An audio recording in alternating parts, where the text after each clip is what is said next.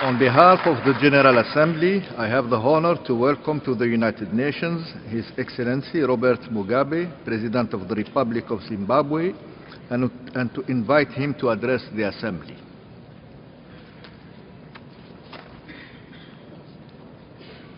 Mr. President.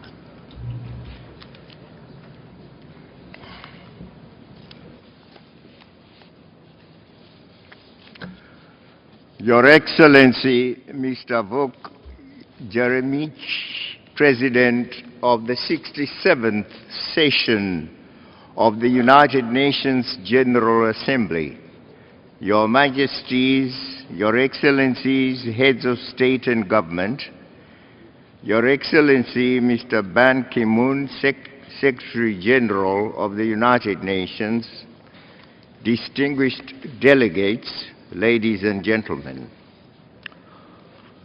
On behalf of my delegation and on my own behalf, may I extend to Your Excellency, Mr. Jeremic, our warmest congratulations on your election as the President of the 67th session of the United Nations General Assembly. Your extensive experience in both regional and international affairs will undoubtedly enrich the debate and proceedings during this session. I wish to assure you of the full cooperation of Zimbabwe as you discharge the onerous duties of this high office. Mr. President, if you might allow me, may I preface my speech with reference to the most glowing and most moving speech address we listened to from the President of the United States yesterday, the import of which was to get us to condemn the death, the tragic death of the United States ambassador to Libya. And I'm sure we were all moved. We all agree that it was a tragic death indeed, and we condemn it. But, Mr. President, ladies and gentlemen, a year ago, we saw a barbaric and brutal death of the head of state of Libya, a representative of his country, a member of the African Union. That death occurred in the context in which NATO was operating supposedly in order to protect civilians. As we, in spirit, join the United States in condemning that death, shall the United States also join us in condemning that barbaric death of the head of state of Libya, Gaddafi? It was a loss, a great loss to Africa, a tragic loss to Africa, occurring in circumstances in which NATO had sought the authority of the United Nations Security Council under Chapter 7 to operate in Libya in protection of civilians who were said to be at the mercy of the government of Libya led by Colonel Gaddafi. The mission was strictly to protect civilians. But it turned out that there was a hunt, a brutal hunt of Gaddafi and his family. And Gaddafi and his family were sought.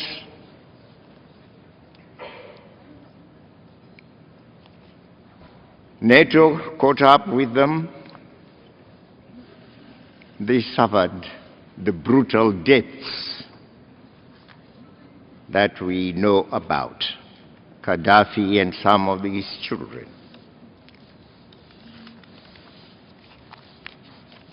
And as the United States spoke, I'm sure they were aware also that they were a NATO power, that they, alongside other NATO powers, had the authority under Chapter 7 to operate in protection in Libya in protection of civilians. But did it turn out to be that? In a very dishonest manner, we saw Chapter 7, the authority given under Chapter 7, being used now as a weapon to rout a whole family, to commit the murders that occurred in the country. Bombs were thrown about in a callous manner, and quite a good many civilians died. Was that the protection that they had sought under Chapter 7 of the Charter? So, the death of Gaddafi must be seen as in the same tragic manner as the death of Chris Stevens. We condemn both of them.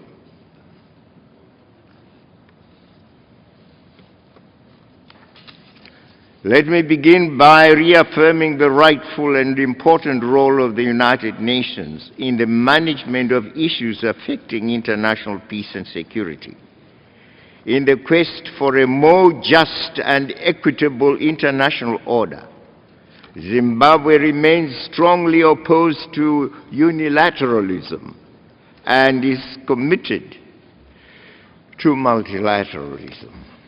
We therefore would like to see a United Nations that continues to be a guarantor of world peace and security and a bulwark in the fight for justice and equality among nations.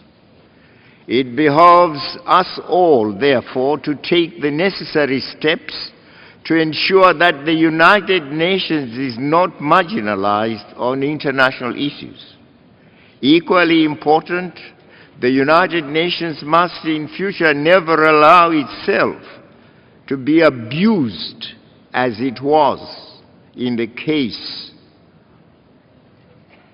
I've referred to, where NATO sought under Chapter 7 authority to protect civilians, and nay, it did not turn to be that. Nations must in future never allow itself to be abused.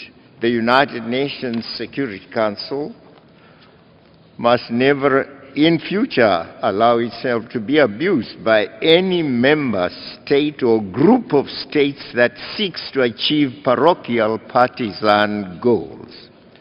The Charter of the United Nations clearly stipulates that it is as an international body that should work for the good of all the peoples of the world, big and small. Mr. President, we recognize that there are existing and emerging threats and challenges that continue to frustrate our individual and collective efforts to attain greater economic development and social progress, as well as peace and security.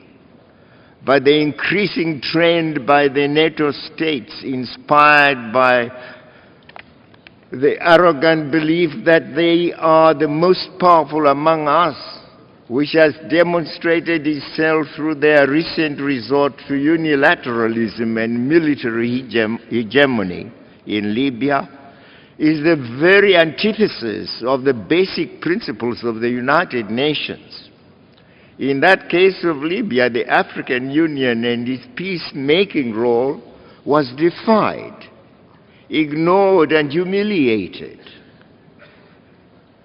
The African Union was for dialogue between the Libyan Authority and the so-called revolutionaries. May we urge the international community to collectively nip this dangerous and unwelcome aggressive development before it festers.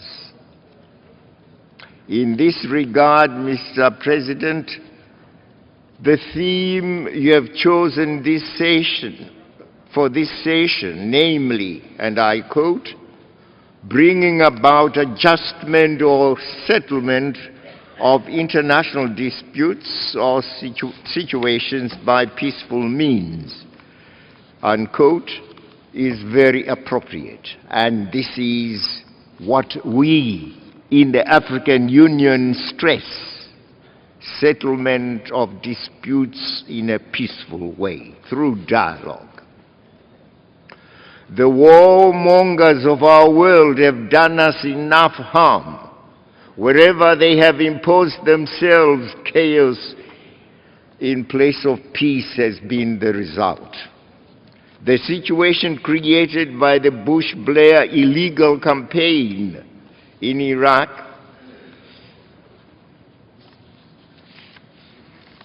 illegal campaign undertaken because it was alleged that Saddam Hussein had weapons of mass destruction, when it was well known to these two and their governments that he did not have such weapons.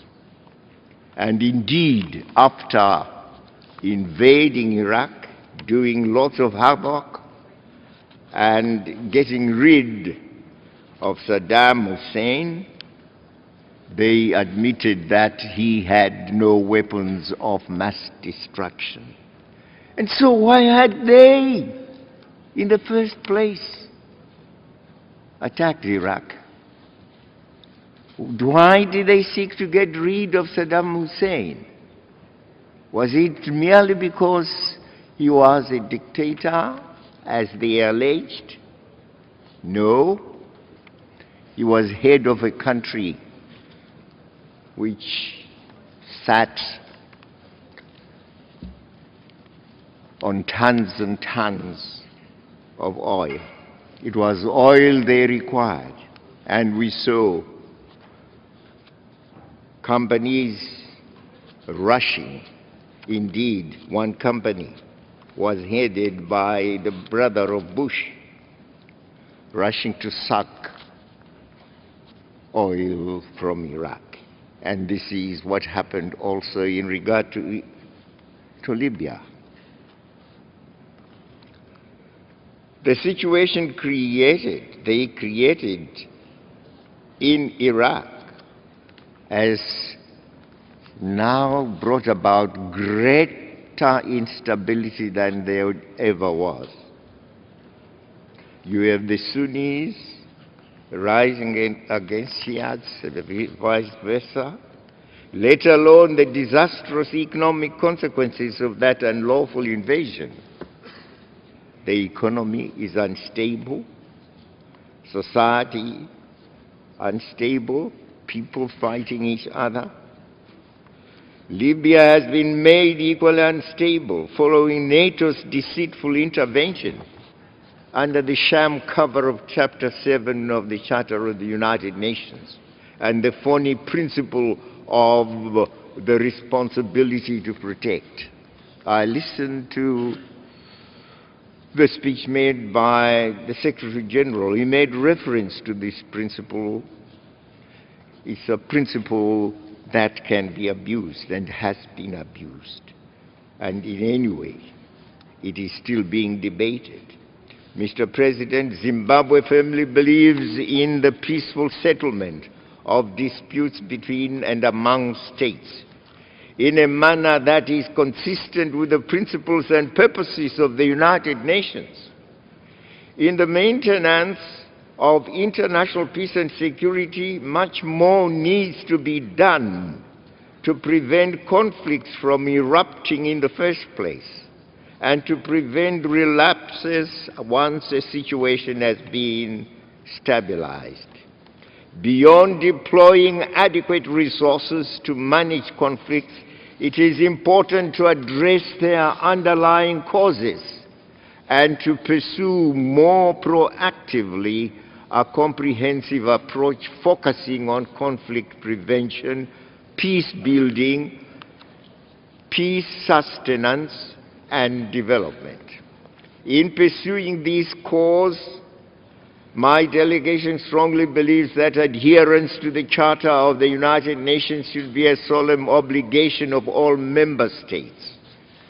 Mr. President, we have noticed with deep regret that the provisions of the United Nations Charter dealing with the peaceful settlement of disputes have on occasion been ignored by the Security Council. In contrast, there appears to be an insatiable appetite for war, embargoes, sanctions, and other punitive actions, even on matters that are better resolved through multilateral cooperation and dialogue.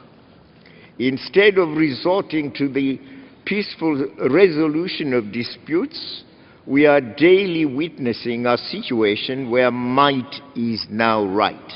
And we have said, well, those who are powerful, yes, might hang on the principle that might is right. But certainly, right is also might. Mr. President, we need to take stock of the inspiring preamble to the United Nations Charter, where the plenipotentiaries who met in San Francisco in 1945 undertook, and I quote, to save succeeding generations from the scourge of war, unquote. This is especially so when global events represent a radical departure from that solemn and noble San Francisco Declaration as is happening at present. What do the NATO alliance members say about this? One may ask. Mr. President, it is therefore important that the United Nations Security Council should respect and support the decisions, processes, and priorities of regional organizations. In contrast, recent events, as has already been stated, particularly with reference to Africa, have demonstrated the scant regard that is given by the United Nations and certain powerful members of the international community to the pivotal role of regional organizations. Effective cooperation between the United Nations and regional organizations will only become viable and sustainable when developed on the basis of mutual respect and support, as well as on shared responsibility and commitment. Mr. President, it is regrettable to note that certain unacceptable concepts are currently being foisted upon the United Nations membership in the absence of intergovernmental mandates. For instance, there is no agreement yet on the concept of responsibility to protect, especially with respect to the circumstances under which it might be evoked. We are concerned by the clear and growing evidence that the concept of responsibility to protect has begun to be applied and seriously abused, thus inevitably compromising and undermining the cardinal principle of the sovereignty of states and the United Nations Charter principles of territorial integrity and non-interference in the domestic affairs of countries. Mr. President, for the international community to successfully deal with global economic, social, security and environmental challenges, the existence of international institutions to handle them and a culture of genuine multilateralism are critical. The United Nations, its specialized agencies and international financial institutions are the only instruments available for responding effectively to the global challenges we face in this global village. It is therefore critical that these structures are reformed and realigned in response to both global challenges and our contemporary realities in order to enable them to better serve our collective interests. Mr. President, this august assembly is the most representative organ within the United Nations family. We must therefore dedicate ourselves to finding consensus on measures to revitalize it so that it fulfills its mandate in accordance with the provisions of the Charter. We wish to reiterate our deep concern that the mandate, powers and jurisdiction of the General Assembly are shrinking as a consequence of the Security Council gradually encroaching on the Assembly's areas of competence. This, in our view,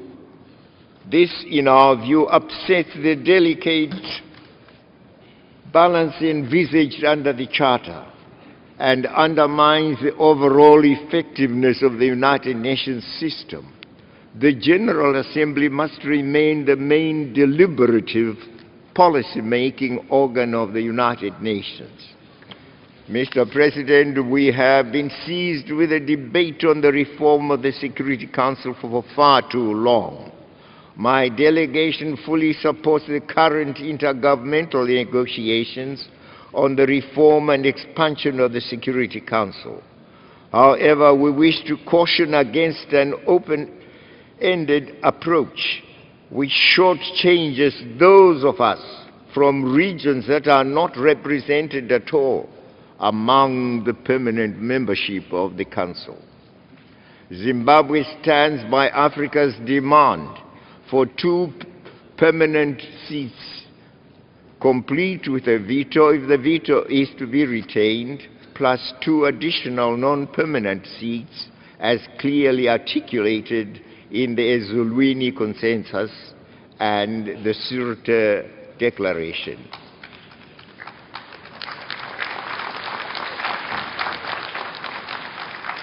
For how long, Mr. President, will the international community continue to ignore the aspirations of a whole continent of 54 countries?